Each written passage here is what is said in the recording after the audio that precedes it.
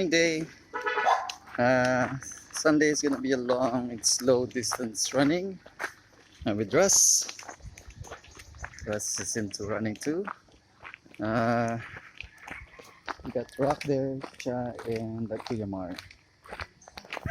Distance goal today, we don't know.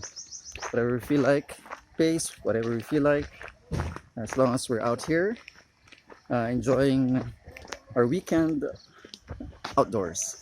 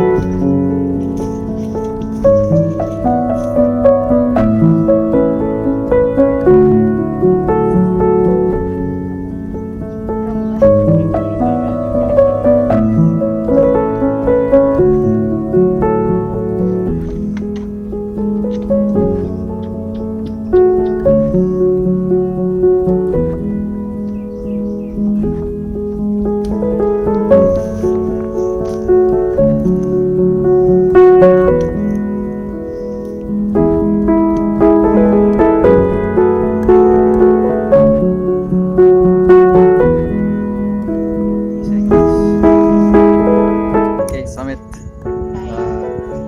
10.3 numbers in. Good day, pretty warm, there's no rain, we got a good sunlight. Chat, Ross, Rock, Mars over there, it's making the trail for us, making our lives easier. Still a long way to go because we're gonna pass by a new trail and we still have to do 20 minutes of this.